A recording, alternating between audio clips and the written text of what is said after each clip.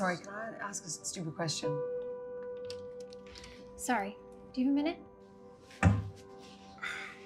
Sorry. Yes. Yeah. Oh, sorry. Hey, there he is. Mind if I squeeze in here? Sorry. Sorry.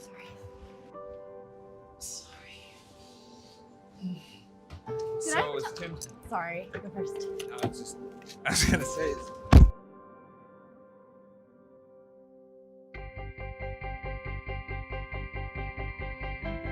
I have a question.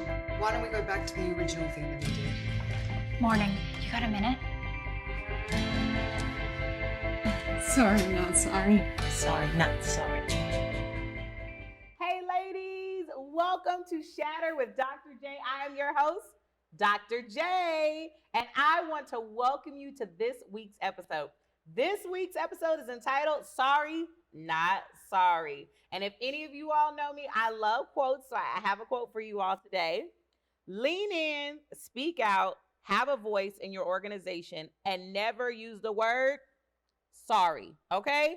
That word is just going to be erased out of our vocabularies because we learn, we live, we evolve, we adapt, but we are not sorry, ladies, and we don't have to apologize for being us. So I want to go ahead and jump right into the topic this week. We have a special guest, and I am so excited to host her today. We have with us today Tonya Burke. And so I am not going to tell you too much about her. I want her to introduce herself. She is an expert, and she is known as the political badass. I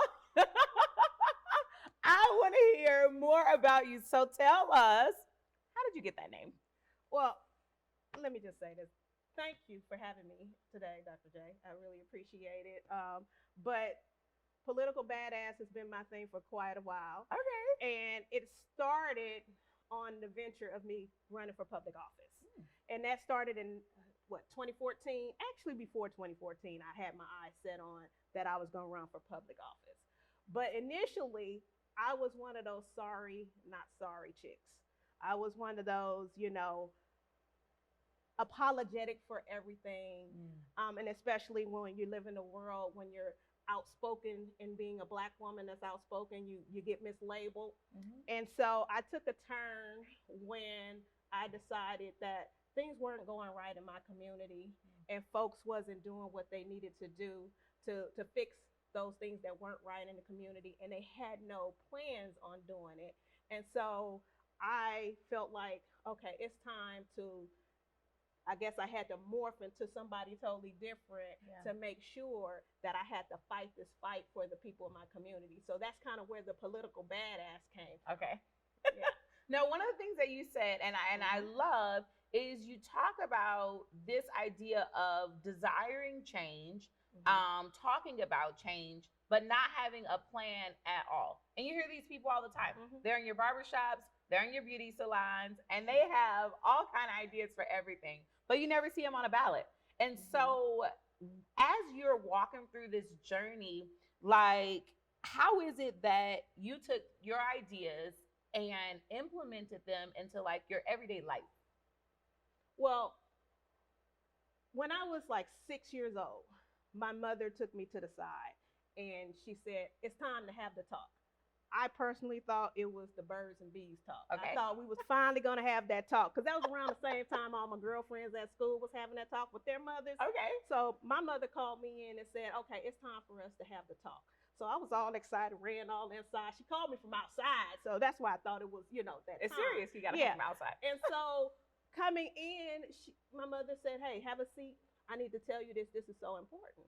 And she told me there's going to be a number of things that's going to happen in your life. One, because you're a Black woman, somebody's going to tell you can't have or you can't do something because you're a Black woman. And she said, two, just for the simple fact that some folks just don't want you to do what you need to do, people are going to tell you you can't do certain things. And so that stuck with me. That stuck with me all that time. And so I have always spent just about every day of my life incorporating that, what she taught me, what she instilled in me at an early age. And so it didn't change when my family moved to Paris, because we moved to Paris and we hadn't been there long. I mean, within 6 months of moving to where we live, Our home was broken into. Oh, wow. Our cars were broken into. They were vandalized. My oldest daughter walking to school, she was jumped by 10 girls going to school. Yes, Oh my over a gosh. basketball game because she had handles. She had handles and they couldn't handle it. So, my family was ready to pack up and move back to where we came from because we came from the LA area. Okay. And so we came out this way to avoid that. Yeah. And so my family was like, okay, let's go back. I said, no, there's something to this. And so instead of complaining and instead of taking to Facebook or social media like a lot of folks do, I said, okay, I have to be the change that I want to see happen.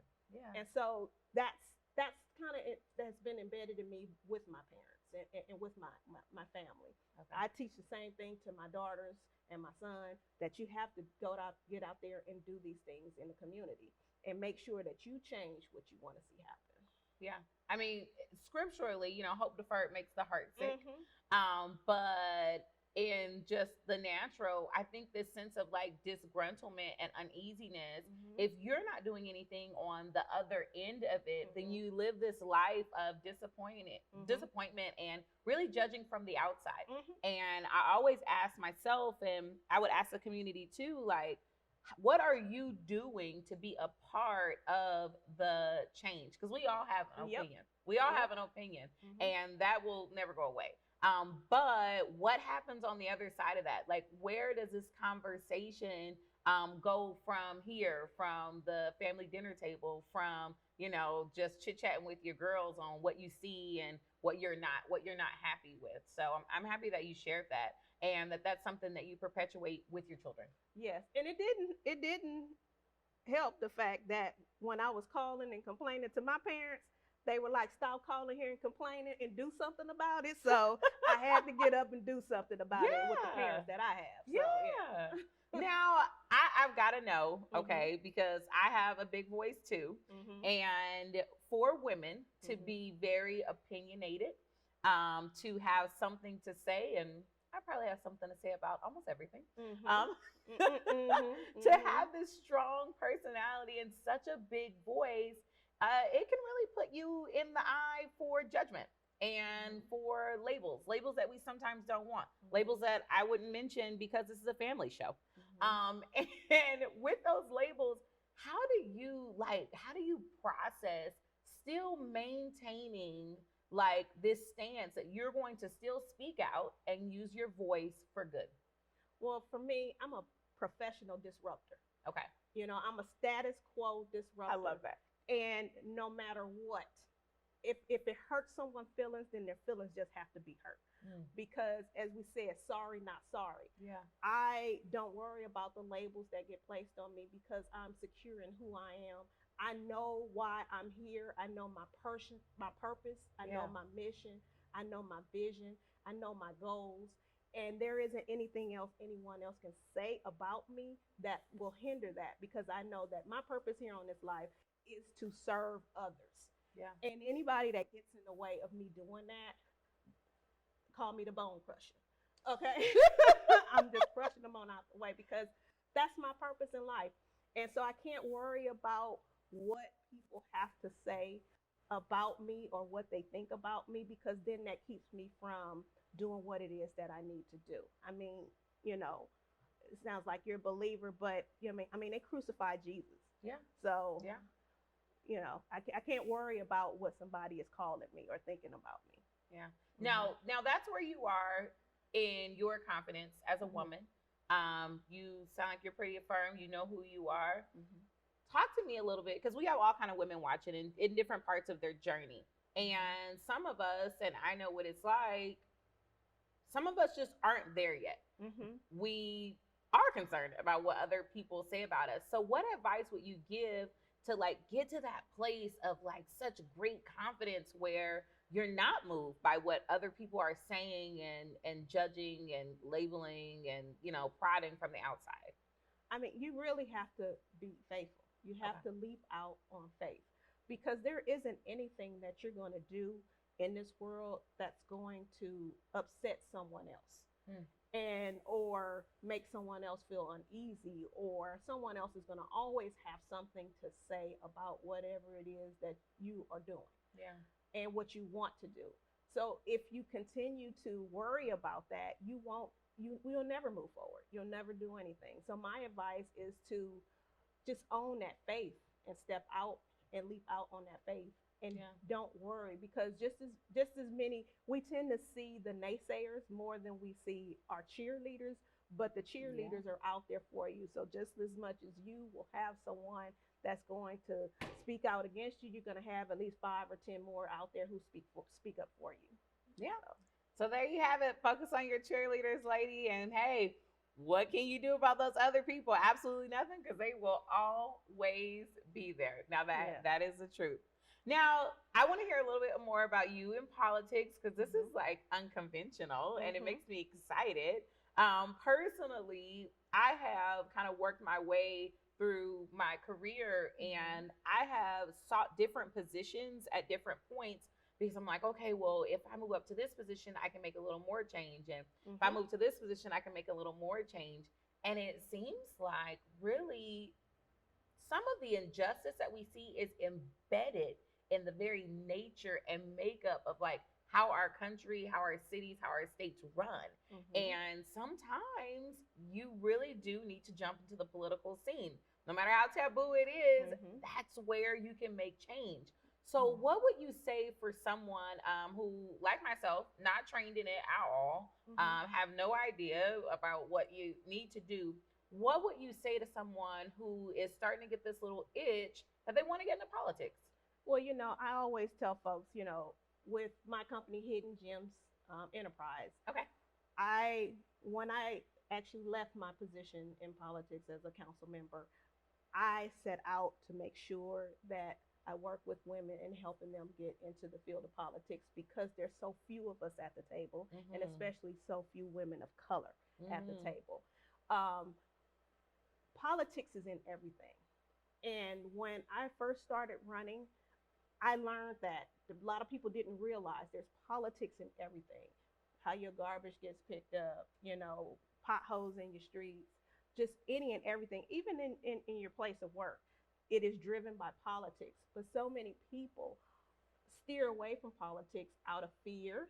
And oftentimes that fear is because they feel, I'm not a politician. But let me tell you, the whole time I served in politics, I always said, I'm not a politician, because I'm not. I'm a servant. And if you go in with that mindset, you will be successful. The ones who aren't successful are the ones who are out there being these politicians, the folks who just care about the position and not the people. And if you have a desire to serve and help people, this is the arena for you, because you have a voice that you would never have, as you move up in the political realm. But you don't necessarily have to have the title. And there's all types of positions that people can get into in order to serve in their communities. I tell folks all the time, I don't care if you run for school-based management or, school site council or even PTA. That's leadership, and that's politics. And so you don't have to know everything. This is a career where it's like on-the-job training. It really is. It's on-the-job training. And for me, I was a mother, a wife. I was a counselor. I didn't have a political background, didn't care for politics, but I saw what it meant to change my community and serve the folks in my community. And I went out and I learned what I needed to learn. And so before I even ran, I was like, okay, how do you even run campaigns? And there's so many different training programs and things out there, which I participated in. And what taught me how to run for public office. And once I finished, I think the day after I finished my training, I hit the ground running and started running my campaign. Wow. So I want to know this. What's the riskiest thing that you stood for when you were really into politics? So I know you're taking your company on now, but when you were holding those roles and holding those positions, what's the riskiest thing you stood for? The riskiest thing, was so many of them. Because like I said, I'm a disruptor. Okay? Okay. I'm a status quo disruptor. And so I was the person who would be the only one in the room who spoke out against powerful corporations, powerful developers, people who had in mind and sight, okay, we're going to come in your city and we're going to do these certain things and we need you to sit down and shut up. And I've even had, powerful folks who have told me sit down and shut up. When I was running for office, I had other electeds who were supposed to have my back who was like, we need you to sit down and shut up and play your part. And so that's not me. That's not how I am. So I've always, I'm like, it's like, okay, I know what battles to choose and which ones not to and when. Yeah. But it was always the one that was in the room calling folks out, whether you was a friend or a foe. But if it was something that wasn't going to benefit my community and the people in the community, I spoke out against it, and I didn't care who you were. Got it. And even if it was my own selfish motivation, when it came to the people who I served, it was like, okay, I might want this, but this isn't going to be best for the people. So my feelings and my personal beliefs have to go behind me. Yeah. So. Yeah. Wow, play your part. That could be a whole sequel episode. Oh my gosh, play your part. Yeah. I would be very interested to know what they think your part is. But there you go, ladies. No matter who tells you to sit down and shut up, you just don't. No. You just stand out, speak up, and be loud about it. Well, thank you so much. Thank you. We've been doing all this talking, but we have ladies who watch us every single week, and they want to know the answers to their questions as well. So I'm gonna step out of the way, and we are actually going to welcome one of our followers, one of our viewers, onto the show. She has a question for us. All right, so we have a special audience member here with us today. We are so excited to have Maisha, and she is a weekly viewer of Shatter with Dr. J, and she has a question. Tell us what your question is. So, what is some advice that you have, either one of you ladies have, for someone who has always been shut down or silenced in life? So, whether it be work, school, what have you. Well, I can relate. I can remember as early as elementary school, how I was one of those kids that always had the hands up and always wanted to answer the question. And I remember my teacher telling me, you need to shut it down. You need to lower it down for other people, and especially the boys in the room. She would always silence the young ladies and let the boys talk, And so I saw that consistently growing up, where people was always trying to silence me. And my advice would be to, I know it can be a daunting task, especially if you're kind of an introvert. And a lot of people don't know I'm actually an introvert. But you have to just go out there and just say what it is that you want to say and need to say. Otherwise, you will always live a life of regrets. And I think it's worse to live a life of regrets than to actually get your message out there and say what you want and mean what you say. Thank you. That's great advice. When I was just thinking, because when you mentioned it, it reminded me of something that happened to me probably now about 11 years ago. But I was a member of an organization, and one of the leaders in that organization told my husband that he needed to tame his wife. And, of course, the word tame definitely threw me off just a little bit. And so when my husband asked for clarification, this guy made it very clear. He's like, yeah, tame, as in muzzle, like a wild ass. Excuse me? And he was dead serious. And so I almost was having little flashbacks when you said that, because it reminded me of that. And it's everybody has a voice. So when it's find your voice, it's yeah, everybody has a voice. And if you're in the situation where you have to find it, it usually is because something traumatic has happened that has tried to suppress it. And so I always think deal with the trauma. If there is some type of trauma that happened, you mentioned your school experience, but first try to figure out what event taught me that my voice needed to be the volume needs to be turned down, that it needs to be shut off, whatever it is. So deal with that trauma, because that trauma will come up again. Yes, it will. Yeah, Yes, it because will. I hadn't quite dealt with it. I just decided I was gonna buck, and I was Yeah. gonna keep my voice. But there were other situations later on that came up that reminded me of that. And I Mhm. hadn't dealt with the trauma. Yeah. And so then other people had to pay for it. Well, no, you ain't gonna, and it's like, well, no, they're not saying what he said years ago. That's not what they're doing in this case. So I think deal with the trauma. And then the second part of it is to figure out exactly what your stance is on things. Mhm. I think that a lot of times we're finding and searching for our voice because other voices are louder around us. And so you have to be 100% sure of what your stance is, what is your voice, and not influence from, too much influence from other people, and be confident to say something that's different than what you're hearing. Exactly. And that really was the case in this situation, was that in this organization, I was saying a lot of stuff that other people wouldn't say. I was saying a lot of stuff that other people saw, but wouldn't say it. Mhm. listen and wouldn't voice it. Mhm. And so that's why I needed to be tamed. And I'm like, no, No. like I'm not the only one. No, and I need to rile everybody else up. Yeah, yeah, because Mhm. somebody is counting on you. And as you find your voice, it will unleash the voice in other people. And so somebody's got to be the brave one to jump out there, to deal with their trauma, be 100% on what your voice is. And then the cages start to fall off of the people around you. Yeah. So, Yeah. I mean, somebody out there is waiting on you. Somebody out there, your purpose in life. And if you're muzzling what you need to say or what you need to put out there in the world, somebody out there is missing out. Somebody is missing. You have a divine connection to their purpose.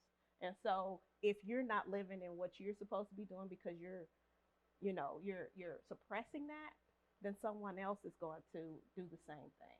So, yeah. And we may have to hold hands, but we got to jump together. mhm. You take that big leap. Yeah.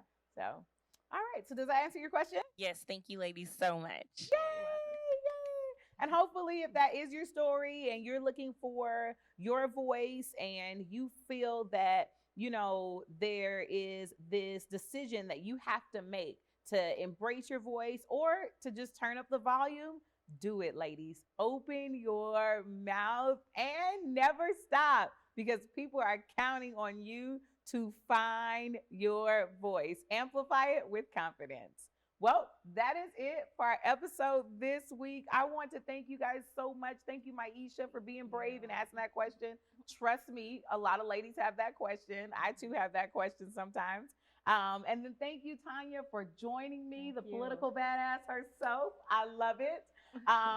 So enjoyed our conversation today, and I do believe that other women are really going to get a lot out of it. And so thank you so much for taking up your time to be with me today. So that's it, ladies. Our time together is up, but do not forget to catch us every single week on Tuesdays. Thank you so much for listening. Thank you so much for challenging yourself to amplify your voice. Do me a favor, do yourself a favor, and subscribe to Doing It with the Dumases. That way you can catch every notification and even some special things. I want you to also follow me at Dr. Jaquette Dumas on Instagram and get you some other information. Follow our guest at Political Gem on Instagram.